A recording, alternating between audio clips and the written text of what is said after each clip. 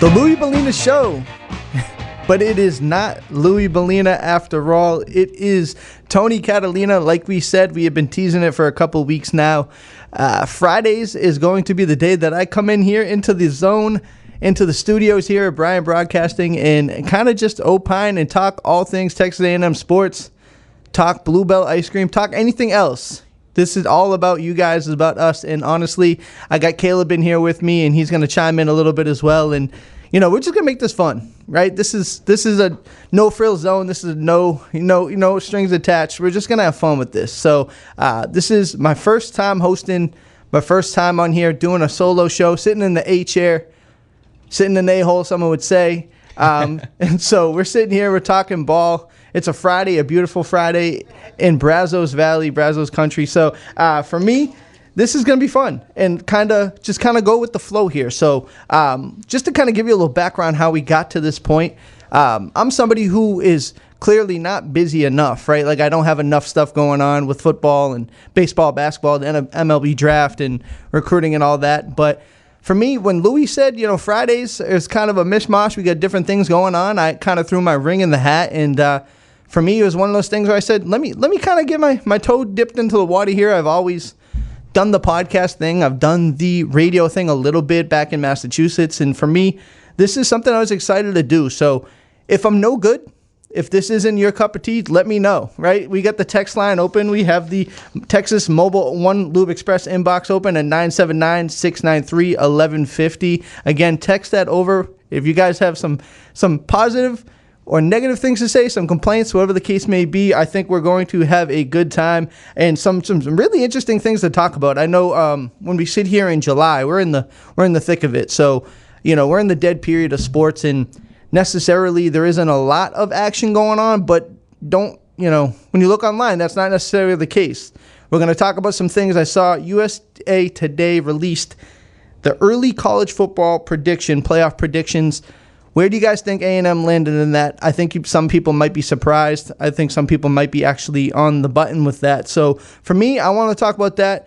Also got the A&M, somebody released a freshman watch list. It was the CBS Sports freshman watch list for the SEC. I was actually very surprised. So I'm going to be pretty passionate about that when we talk about exactly where some of the A&M players landed or did not land on that list. I think that's something that will definitely draw some interest and maybe draw some people off sides here. But also, the Pro Football Focus released top 50 players in college football. Now, how many people do you think from A&M are on that list? Probably not as many as you thought there would be. Probably at least not as many as I thought there would be. Now, I'm not sitting here saying that A&M's got 5 or 6 guys that should be in the top 50, but I thought it was more than what's on there. So, again, that's something that we'll discuss. And, of course, we got the MLB draft this weekend. Some ESPN FPI with the football where A&M landed. So, again, this is going to be a heavy football show. It won't always be the case. But, this is about the time of the year where I start to get a little bit of an itch for football. I don't know about you guys. For me, this is kind of when, college football, the playoff game starts to come out. So you're playing some of the Xbox, PlayStation, whatever you play. And you're starting to get interested, right? This is when football starts to come back. Baseball is in the rear view. There's just not a lot going on. It's hot out. It's really hot out. You want to sit in the AC. And I don't know, man. I start to put on some highlights and some football film. So for me, this is kind of when we get interested in it. And so for me, I kind of wanted to jump into it and probably a poor segue. But I wanted to jump first into our 2 early college football playoff predictions with the USA Today. That is Blake Topmeyer and John Adams. Both guys really respected national guys, really respected national voices in the college football space. They put together their 2026 CFP predictions with a lot of names that you would kind of expect, right? I think some of them, a lot of people think Miami, Notre Dame, Texas, maybe beyond there, Oregon with Dante Moore, Georgia, Ohio State. But where do you think A&M fit in there? And I was surprised, right? Because when you asked some people, and you look at Texas A&M as a whole this year, some people are really nervous about the schedule. Some people are nervous that it's going to be a tougher slate. You got to travel to Alabama. You got to travel to Oklahoma. You got to play Texas. You got to play LSU at LSU. So it's a tough slate, no doubt about it. But if you had talked and looked around, you would think that some people may be down on A&M as far as this year compared to last year. I don't necessarily agree with that. And when I look at this, Blake Topmeyer is right there with me. He has A&M making the list. He has A&M making college football playoff. This is it, and I'll go down the list here. Miami, Notre Dame, Texas, Oregon, Georgia, Ohio State, Texas Tech, Indiana, LSU, Texas A&M, USC, and Boise State. Now, for me, I mean, I don't really have a problem with that list, right? I don't have a problem with way too early college football prediction lists and, you know, the reaction to it, right? Because Adam and Blake kind of ping-ponged, John Adams and then ping-ponged what their ideas were. And Adam's reaction to Blake's, answer there was, I was worried you'd pick Alabama. He did not put Alabama in there, and I actually agree with that. I don't know if that's a hot take. I think I'm a little more down on Alabama than some people are right now. But he says, among the remaining SEC teams, I like the Aggies the best. That's a solid pick. I agree. I think Texas A&M has a chance in year 3 under Mike Elko to do something special. And I had told, Louie on Wednesday that I think year 3 under Elko is a massive season for these guys. We saw what year 1 was. They made a bowl, 8 games. Wasn't the best, but it had glimpses of things that could go right and things that could change the tide for them. Year 2, obviously, win 11 games, host a playoff game, make the CFP for the first time in program history. It's really encouraging signs. But when you look at year 3, and you look at the 9-game slate in the SEC, and you look at some of the opponents here, if A&M finds a way to win 10 games, and they find a way to go 10-2, 11-1, I mean, if they can squeak in a 9-3, I don't know how you can sit here and say anything but positive things about Mike Elko in this program, right? So when I look at this early predictions, I kind of look at it and I'm encouraged by it. It seems like the national people probably have the same sentiment I do in some instances about just where Texas A&M fits in this whole thing. But, when you look at the national spotlight, obviously the team in Austin gets a lot of attention. There's a lot of SEC teams getting a lot of attention. LSU is a team that a lot of people are expecting big things from. They expect maybe Ole Miss to bounce back again with Trinidad Chambliss and be another playoff team. So I feel like for some reason, for better or worse, it depends where you are in this whole thing.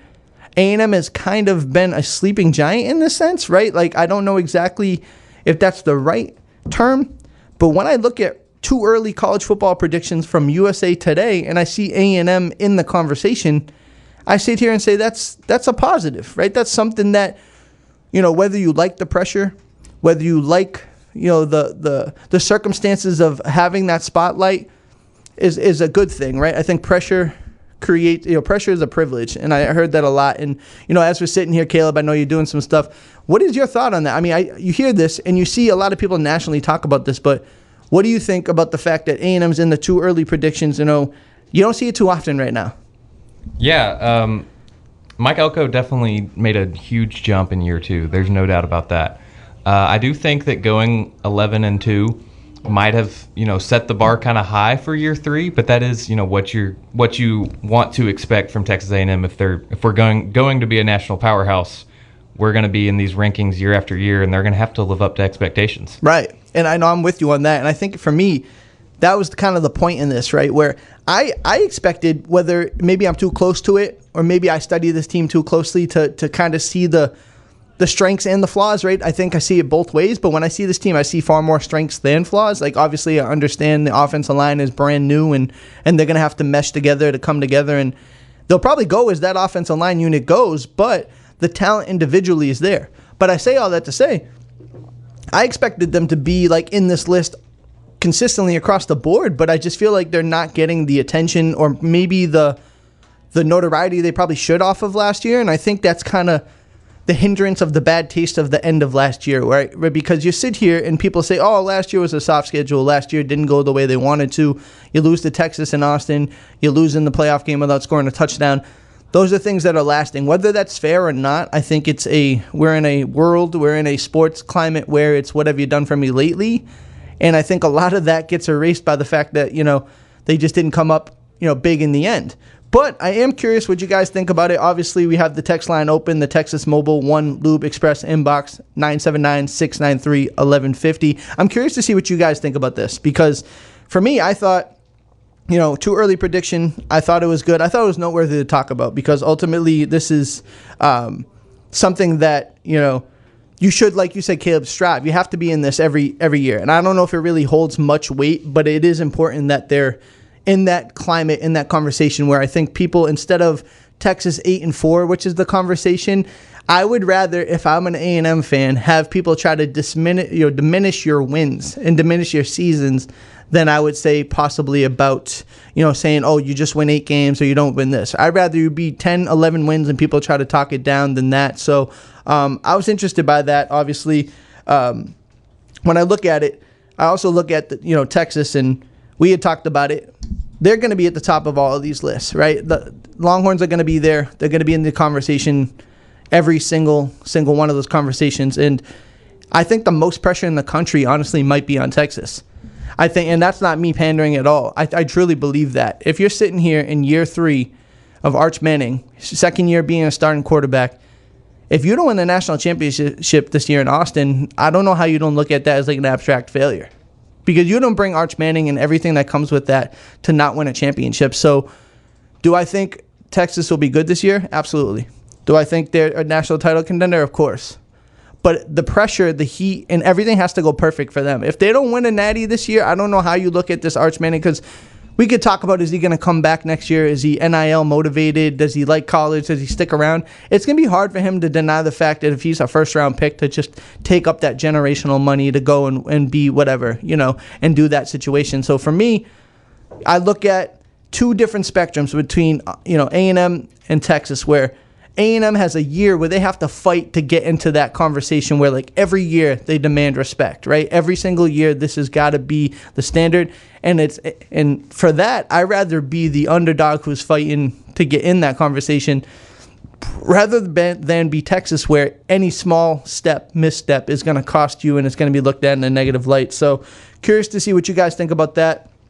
Obviously, Texas Tech has been in the news a lot lately. I don't know how I feel about them being in the too early playoff. I mean, I understand it's the Big 12, but you still got BYU and you still have other teams that can battle. They don't have their quarterback, right? They got a quarterback in Will Hammond who's necessarily might be ready week 1. So I don't know. I mean, when I look at this list, I think a lot could be changed. I think when we get back into November, maybe pulling this list up and looking at exactly what should be a lock and maybe what it looked like would be different. But for me, yes to Miami, yes to Texas, yes to Oregon, yes to Georgia, yes to Ohio State. After that, I mean, Indiana, sure. Could they find a way to get back in? LSU, better. That's the number 2, right? Other than Texas, if LSU isn't up there, good luck to them, right? I mean, I know it's year 1. I know it's Lane Kiffin. There's a lot of hype. They spent a lot of money, and they have a lot of talent on their roster, but does it come together? So other than Texas, I think LSU is number 2 with the most, when it comes to the pressure on them. But Boise State, I think, is just... They talk about it with a shocking sleeper pick in the title of this story. Again, Blake Topmeyer and John Adams from USA Today. I believe Boise State is the shocker they're speaking about. But again, that's probably just, you throw it in there, that's fodder. But interested, again, like you said, we're going to be talking about A&M football pretty much most of the day. We're going to sprinkle in some MLB stuff. We're going to sprinkle in some Bluebell ice cream stuff, because every time I talk, we got to talk the ice cream. And Caleb, I know we were talking about this. The college football 27 video game. There's some drama going on there. There's a lot going on there. Yeah, and I'm curious to see your opinion on it. We'll talk about that later, possibly in the second hour. But I was just, for me, I try to keep my side of the street clean. I'm just playing video games. I don't think anything of it. And I look online and I'm like, where is the drama? What is going on here? Something about microtransactions and whatnot. And for people who don't play video games, you're probably going, what in the world is he talking about? But for the younger guys who do play video games, you know what I'm talking about. College football 27. It looked like they had a perfect rollout until they didn't. But with that being said, we're going to have a lot of talk, a lot of stuff. And again, I'm going to be here every Friday in July. We're going to have some guests. We're going to have a lot of football talk, try to get some good guests in here. Obviously, Caleb is my first. Caleb is the best I got, and he's the man. So I don't know if I would call myself a guest. I'm here like every day, almost 9 to 5. Yeah, Caleb. Honestly, the show would not have gone on without the help of Caleb. He's been the guy who's helped me out a million times. So, but yeah, this is just getting started, and we're gonna hit a break here in a minute here. But with that being said, A lot more to come here from the Louie Bellina Show, hosted by Tony Catalina on The Zone. The Money Machine. Back to school. It's your chance to win $5,000. And it starts July 27th. Thank you so much. The Louie Bellina Show, again, with Tony Catalina here. And I think that, Caleb, may be the first sign that this might not be Louie Bellina running the show here.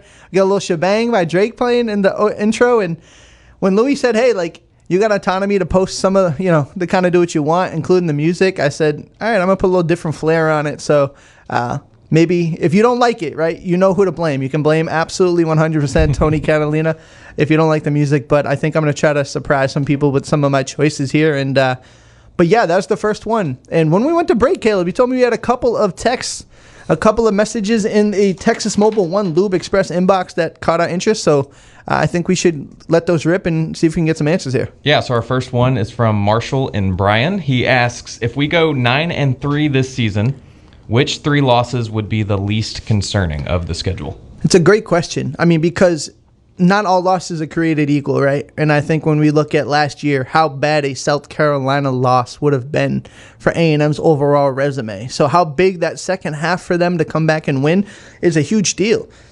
Now, when I look at it, I think everybody looks at this schedule and they say there's 4 games that are real pivot point games.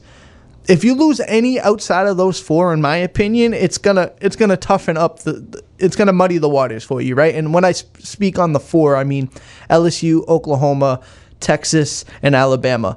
If you lose, again, I guess if you sit here at 9-3, it's gonna be about posturing, right? It's gonna be about trying to be the first SEC team to get in with 9 wins. I think the argument is that a tougher SEC slate, 9 games, is going to help them in theory.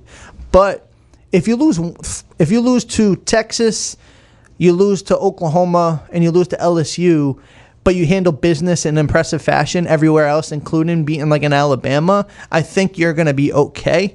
Now, if they lose to Arizona State, if they lose to Kentucky, or if they lose to a South Carolina like we almost saw last year, it makes it tougher, and it forces you to have to go and win those games. Now, mind you, LSU is on the road, Alabama is on the road, Texas is at home, Oklahoma is on the road. So 3 of your 4 toughest games are on the road.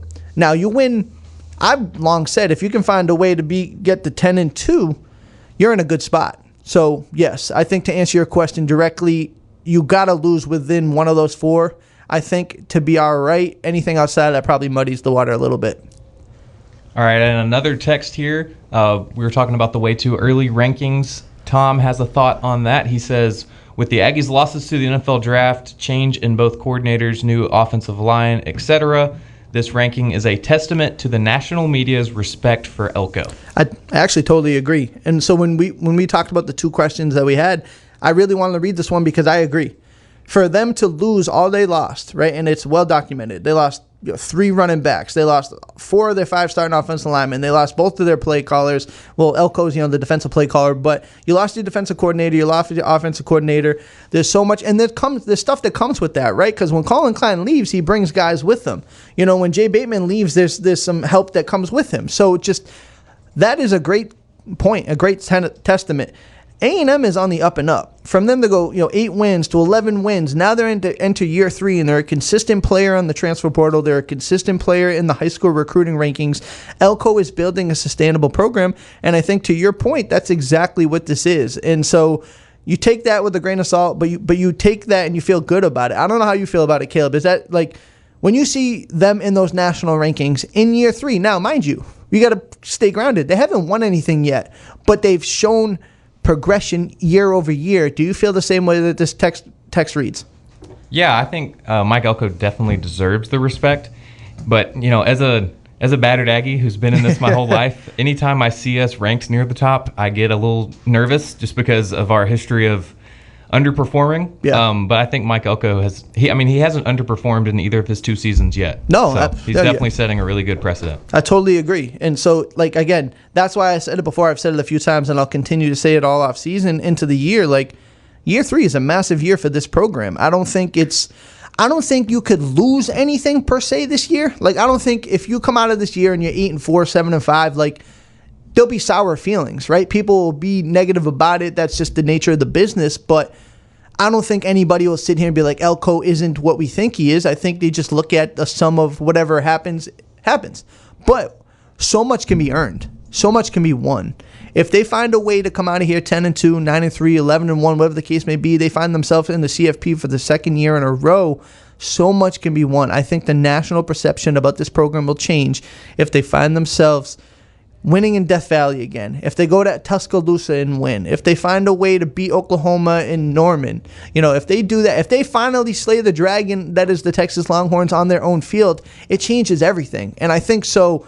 We had talked about Texas's pressure last year. I think there is some manufactured pressure on A&M this year as well, but it's all with good intent. Like, it's all good stuff. So it's not house money, so to speak, but it is a good feeling to know that, like, hey, A&M is able, they can rebuild, they can recharge, they can have a whole different setup, whether it be Holman Wiggins, it can be Lyle Hemphill.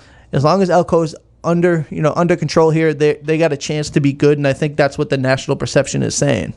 Now, to that point, I want to shift and segue a little bit to our second segment here and talk about the ESPN FPI that just came out. And again, this is something that's kind of an analytical measurement. It's ESPN's Football Power Index. If you don't know what it is, it's a predictive rating and analytics system designed to measure team strength and forecast game and season outcomes in college football. So with that being said, where do you guys think they ended up?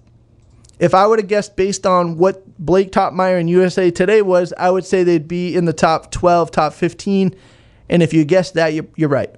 They came in at number 11, and they came in with the FPI ranking at, like I said, 11, behind Ohio State at 1, Texas at 2, Notre Dame at 3, Oregon 4, Georgia, Indiana, Miami, Alabama, LSU, Texas Tech, and then A&M. For me, we're going to start to see a lot of the same players in this, right? We're going to start to see a lot of that's the stuff about the preseason stuff that gets so interesting, because I think things get pigeonholed into a box. We expect these 10 or 11 teams to be great, and how many times does it actually go chalk, right? It doesn't actually go the way you thought. I mean, I talked about it a couple weeks ago. This time last year, we were talking about Florida having a Heisman Trophy quarterback, right? We were talking about LSU and Garrett Nussmeier having a Heisman Trophy quarterback. Lenore Sellers was supposed to be the next Cam Newton, right? There's so many conversations. Arch Manning was going to win the national championship, and he was going to be in the Heisman conversation. None of those things came true. So when I talk about A&M's tough slate that they have this year, people seem to simply forget that we also had similar conversations last year. So for me, when I look at this, it's good to take in all the numbers, good to take in all the metrics, but you take it with a grain of salt. Now, the FPI score for A&M is a 20.0, so it's even. It's actually exactly the same as Texas Tech and LSU. So while they have LSU at 9, Texas Tech at 10, A&M at 11, it's really more of a three-way tie at 9. So that is something that's interesting. Now, when you bear out the metrics here, they have different type of win-out percentages and projected win totals. They have A&M's win total at 8.4 and their losses at 3.8. So there goes the 8 and 4 jokes again, but that's right there in that wheelhouse. They have a win out percentage of 0.8. So they believe it's less than 1% chance that they're going to win out and win every game. I mean, that in the SEC, I don't think there's going to be many teams in the SEC with that win out percentage. For example, Texas is at 6.8%. So they think that they have just under a 7% chance to win out all of their games. Now, they think the chances of winning 6 or more games is 92.6%, and then to win the conference at 8.4%. Playoffs is what I'm interested in, right? And they have 39.1%. And when I look at that, I'm interested in that because that would put them at 1, 2, 3, 4, 5th in the SEC, above Oklahoma, below LSU, Alabama, Georgia, and Texas. Caleb, how do you feel about that? I mean, when I sit here and I say 5th or 4th in the conference in potential to make the playoffs, does that sound right? I mean, when we talk about Texas, Georgia, Alabama, and LSU, I think 3 or maybe 2 of them sound chalk, but I think there's a conversation to be had about Alabama and what we know about LSU in this new look. It's really hard to talk about Alabama now just because of the difference in having Kalen DeBoer now. Yeah. Obviously, when it was Nick Saban, Alabama was top 3 every year. So I'm still getting used to talking about Alabama as a kind of middle of the pack contender. Sure. Instead of being up in that upper echelon. And I also don't believe in LSU to perform this well in year one. I agree. Like Lane Kiffin might be viewed as one of the best coaches in the country, and I'm not saying he's not, but even the best coach in the country coming into a completely new program in year one, very rarely do they, go on to compete and make the college football playoff. I mean, with the 12-team playoff, we've only seen it for a couple of years now, so we don't really know what that might look like in the future, but we haven't seen it yet. So I don't think this is going to be the first year we see it. No, I actually totally agree. And I think that's the number one thing, because on paper, when you look at LSU, like, hey, they got the quarterback, they got the left tackle, they got the head coach that's got like a swagger about him, right? Like, I understand that Lane Kiffin is an acquired taste. Not everybody enjoys the type of, banter he has, but his aura or his like confidence kind of oozes out in how he calls the game, right? Like, he calls the game with the type of swagger and like, hey, I'm better than you, I'm going to show you why. That being said, I mean, has there ever been a first-year head coach to win a national championship? Like, and if it has, it hasn't been in the last, couple decades, I would think. So for me, I think to them to do something unprecedented, they would have to go perfect. They already have it stacked against them. Now, LSU's team last year wasn't the most talented. I know people hyped them up with Garrett Neismeyer, and I know they had thought they were as good as, they weren't as good as they thought they were. Do you remake an entire roster in one offseason? I know you got everything they got, but there's still some deficiencies there. What do you got? You find it? So there have been 3 head coaches win a Division I national championship in their first season. Okay. 1948 was the first one, Benny Osterban with Michigan. Mm-hmm. So that was, the AP national championship. Yeah. People don't look at those the same, but it still counts. Dennis Erickson with the 1989 Miami Hurricanes. Okay. Same thing, AP national championship. And then again with Miami, 2001, Larry Coker won the BCS and went 12-0. So we're talking about a quarter century ago. Yeah. Okay, and so but not in this current model, right, which we know. Yeah, haven't been any college football playoff champions. Right, which I think we know it makes it that much harder, because you actually got to go through a gauntlet of a player, playoffs, and teams get hot and people win. So it's different where like the BCS and the AP would put you like, all right, we're going to have 1 and 2 duke it out for the championship. Now it's like, hey, you can have a team like Ole Miss continue to run the show. They could lose half their coaching staff and still find a way to win games. So it's interesting. I'm curious to see what you guys think about it. Again, we got the Texas Mobile 1 Lube Express inbox open for you guys, 979-693-1150. Let me know what you guys think. Do you think A&M is in that right spot at the ESPN FPI 11? Do you think LSU is a true national title contender? What do you think? Ask me and Caleb. Whatever you need. And if you don't like our music, actually, you can say that too. So with that being said, we're going to catch up on some other stuff. I got a PFF Pro Football Focus top 50 rank I want to talk about, but we'll get to that after the break here on The Zone. The Houston Astros play on the zone. Thanks to Kelly Bird Dozer. Caleb, this is the type of music that I think about when I think about early fall in the South. Yeah, watching football. It's very fitting. Tailgating, Kyle Field, and to me, so Aggieland Park, I first stumbled upon that in 2024. That is, I don't think A&M fans realize how great they have it as far as tailgating at Aggieland Park. And I know the old Army, this is new to them too, right? Because it's only been a few years in the making that Aggieland Park's been a thing. But I don't think you realize how cool it is to be able to walk in and just have a walkway that leads right to Kyle Field and just seeing all the tailgates. But I digress. That music brought me back to a moment. I told you it wouldn't be all rap music. It wouldn't just be all Drake. So Southern Nights is a great song. But I wanted to talk about it in a quick segue into something else. Now, when we talked about some of the national respect that A&M's gotten, right? We talked about FPI being 11th, and we talked about some of them being in the college football picks for the USA Today.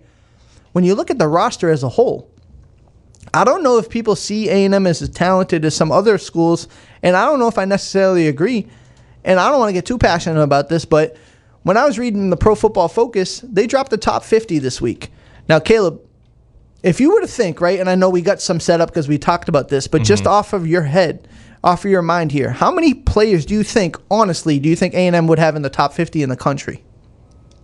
I would say probably 3. Okay. If I was just sure. If I hadn't looked at the list already. And who do you think those people would be?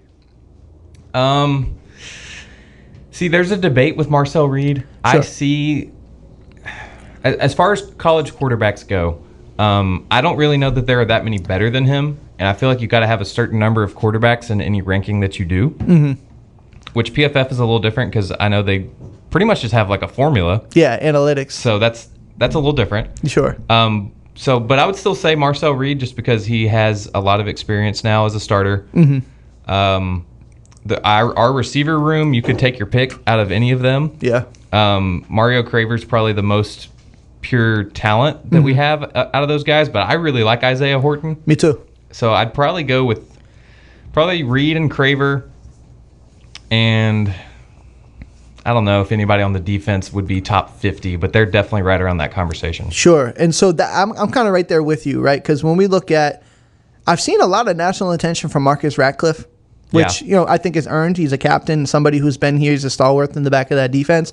But for me, you don't want to say you got an abundance of A&M players in the top 50. That's fine. But when you expand that thing to top 100, I expect, a half dozen players, right? I expect 5 or 6 dudes to be in there, and I don't think that's the number. And so I'm going to concentrate it to top 50 because Pro Football Focus dropped their 50 best players in college football, and A&M only had one. And that player is Mario Craver coming in at 35. Now, shout out to Mario Craver. He's getting a ton of respect. Pro Football Focus also listed their top 10 returning wide receivers, and he was number 4. And they had Cam Coleman at number 5. So that's the type of respect Mario Craver is getting, that he is a top 5 universally respected wide receiver. But when I look at this roster, I know they lost a lot, but I don't think we're at a point now where Mario Craver is the only top 50, maybe top 100 player on the team in the country. I don't know if I'm buying that.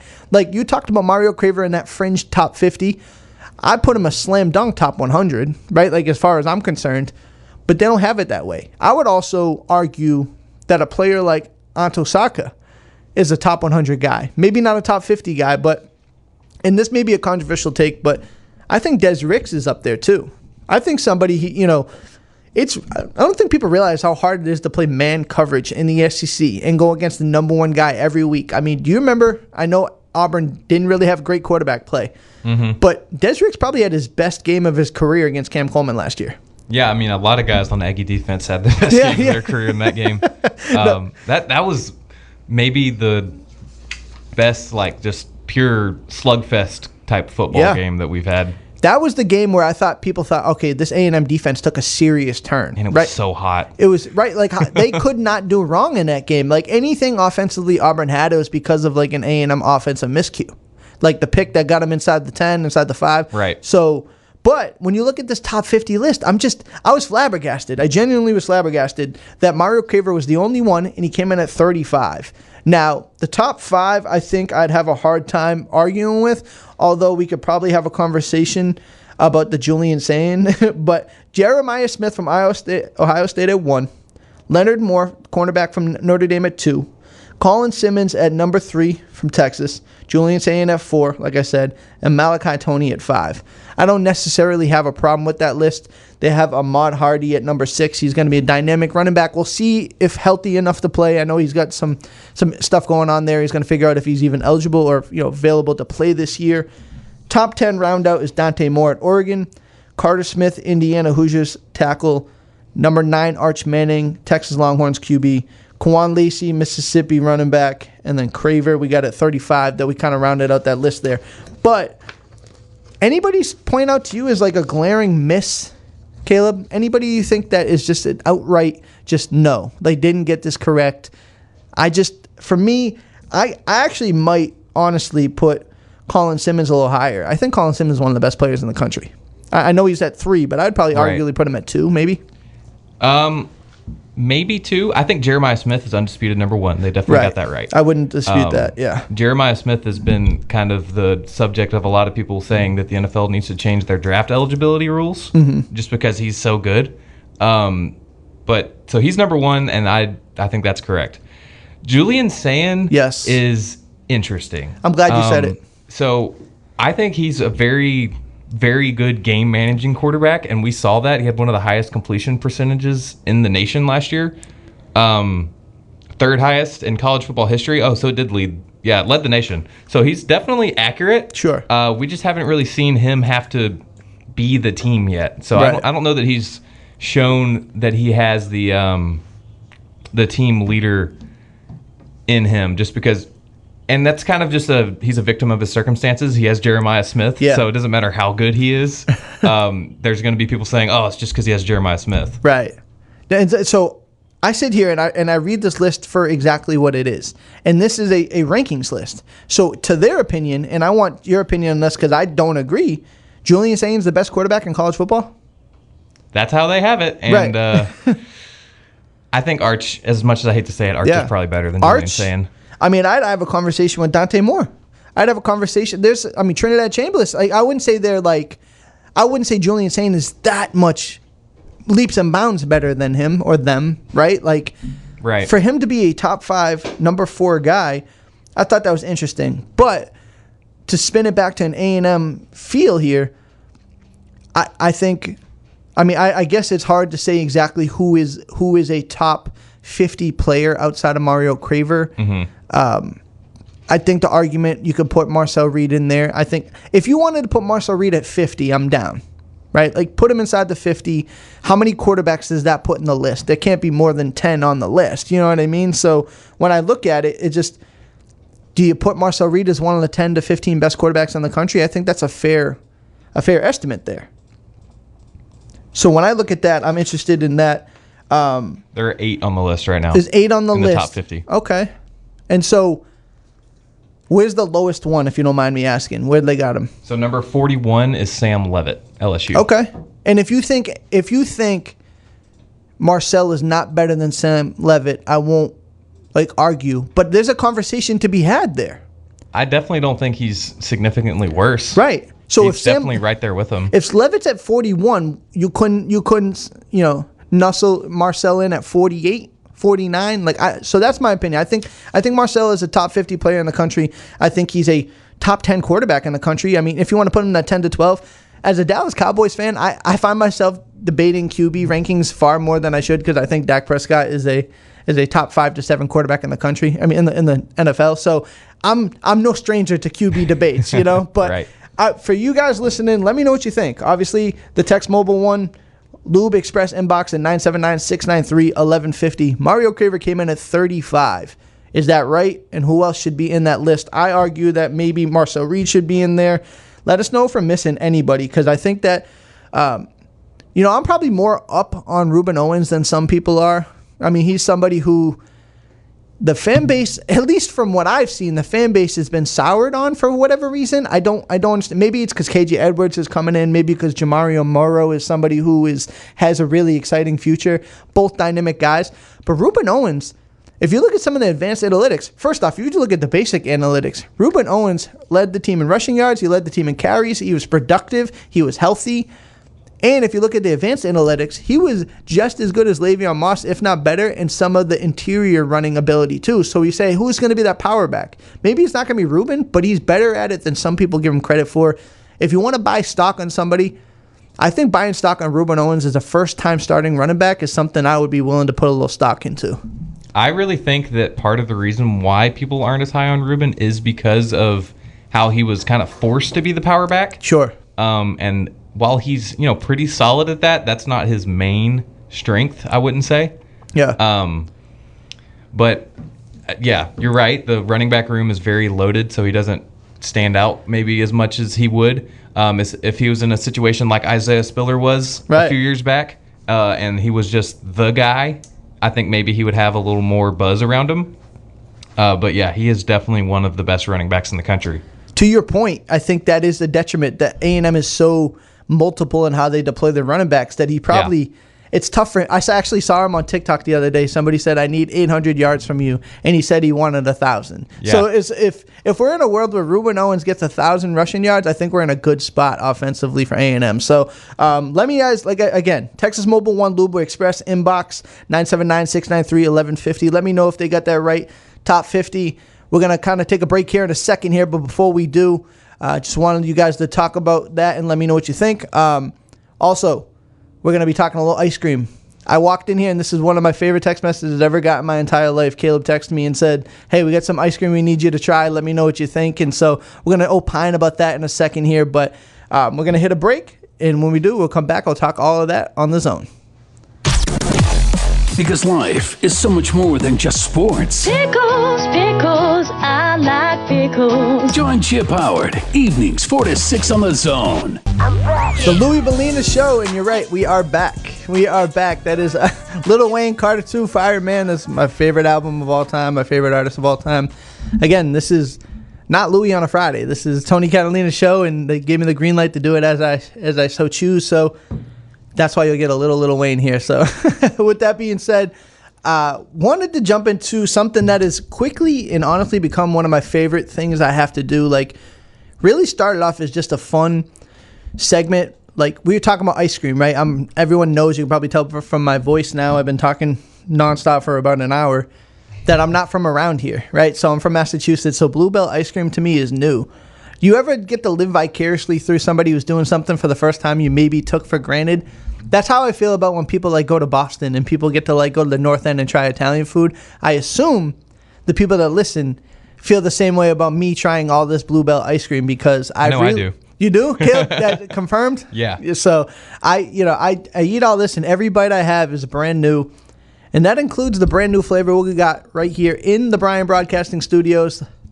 Like we had talked about in the Louie Bellina Show before, Bluebell, the nice people at Bluebell, great people at Bluebell, come by and they stop and drop off new flavors so the people here can try it. And when I'm lucky enough to walk in the office, I get to try it as well. What is the new one today, Caleb? Chocolate lava cake. Man, if you ever been to your local chain establishment and not gotten a lava cake, like, that is the go-to move for me. If I'm sitting there and I just eat a great meal, wherever it may be, at some chain. Chili's. Okay, I didn't know if we could say names or not. I don't know. So you go to Chili's and they got a beautiful hot molten lava cake. They somehow, Bluebell has somehow found a way to turn that into an ice cream right in the break, because I don't want to lie. I don't want to fib. I don't want to act like I'm doing something when I didn't. I ran out of the studio.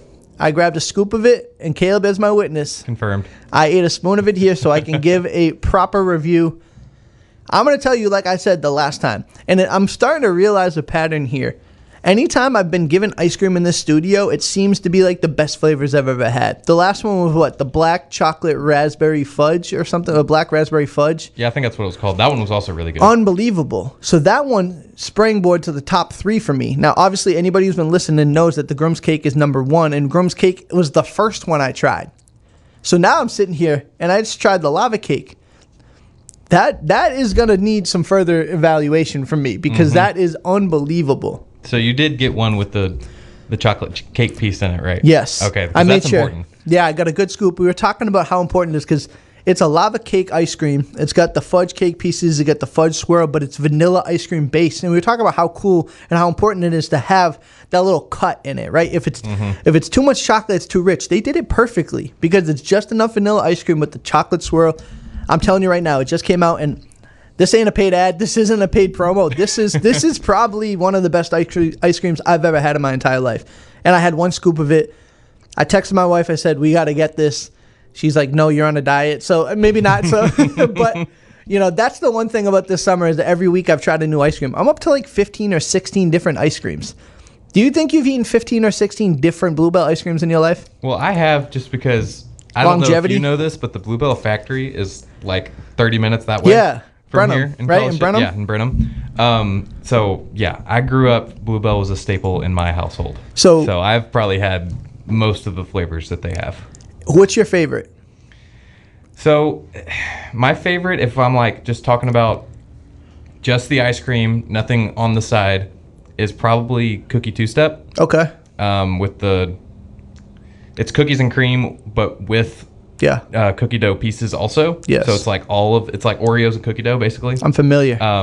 That's my favorite. This is definitely like a top tier flavor though. Okay. And I was not expecting it to be this good. I don't want to be in the hype of the moment, right? Because sometimes you get in there and you get big for your britches a little bit, and you say like, this is the best. No, this was like, I walked in, Caleb texted me about it yesterday. Louie told me about it when I walked in and was like, hey, like, this is a flavor everybody in the office wants you to try. And I Right. tried it, and it's lived up to the billing. I had one fat scoop of it, and I'm like, this ice cream is the real deal. The real deal. Absolutely. So for me, if you had to put so I guess my point is I've actually never stepped foot in Brenham. I know that there's the Bluebell ice cream. What is the environment like? Is it just like ice cream galore in that place? You know, I actually haven't been there either. No. Unfortunately.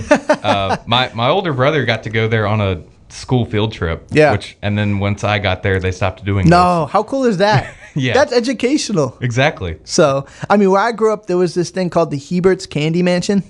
So I don't think we ever did a field trip. That would have been too cool for school for that. But during Halloween, it's a legitimate mansion.